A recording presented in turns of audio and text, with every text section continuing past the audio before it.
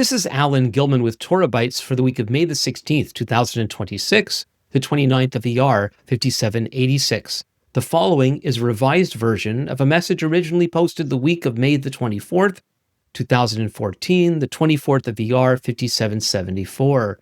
It's entitled, God is Dangerous, and I'm reading from Bamidbar, Numbers chapter 4 and verse 20. But they shall not go in to look on the holy things, even for a moment, lest they die.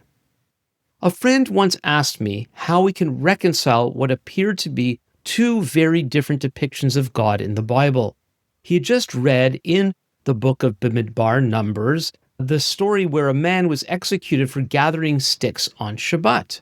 To my friend, the God who would mete out such a harsh consequence for a seemingly insignificant act is contrary to the God revealed to us through Yeshua. How could the one who tenderly embraced children and called the weary to find rest in him tolerate capital punishment for carrying sticks? This is the age-old false dichotomy that claims the Bible portrays two different gods. The God of the Hebrew Bible being a God of wrath and judgment, the God of the New Covenant writings a God of love and mercy. While my friend didn't accept such a two-God theory, the difficulty he was having is all too common. The God of the Bible is a complex being. Throughout Scripture, he's revealed to us as a God of love and mercy, of wrath and judgment. He who cursed the world due to sin immediately determined to rescue it. In his dealings with human beings, his heart's longing for restoration and relationship pours forth from the Bible's pages. Yet his intense intolerance of evil, both its source and its outworkings, are clear. God longs for his goodness to be experienced by his beloved creatures, but will in no way lightly put up with wrongdoing. The tension between God's determination to rescue his beloved creatures and the necessity to judge evil is found throughout.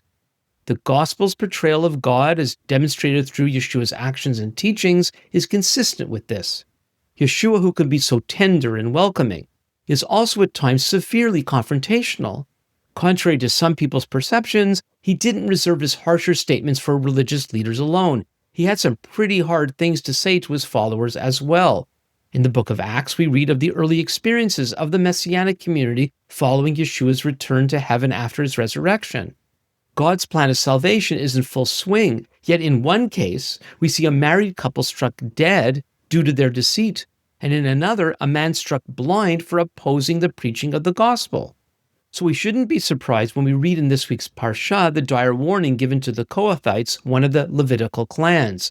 They were responsible for the transportation of the sacred furniture of the Mishkan, or in English, the tabernacle. While they were to carry these items, if by any chance they looked at them, they'd die. While, as I've tried to explain, harsh consequences for trespassing a God-given directive are found throughout Scripture, we may still have trouble with God treating people this way. Why is he so harsh at times? That he might punish the wicked, we may be okay with. But this kind of thing? That he has rules regarding the holy items, no problem. His property, his rules. But death? And just for looking? Even by accident? The truth is, God is dangerous. I know we'd rather not think like that. We'd rather stick with the image of Yeshua and the children. But when we insist on solely focusing on one aspect of God's character, no matter how true and wonderful it might be, we turn him into a caricature, perverting the reality of his complexity into an idol of our own making. God is dangerous because he's the most powerful being in the entire universe. Have you ever seen one of those high voltage signs that are common around power stations? The signs with the lightning bolt and the falling man? The Mishkan should have had one of those signs. Every synagogue and church should have one too.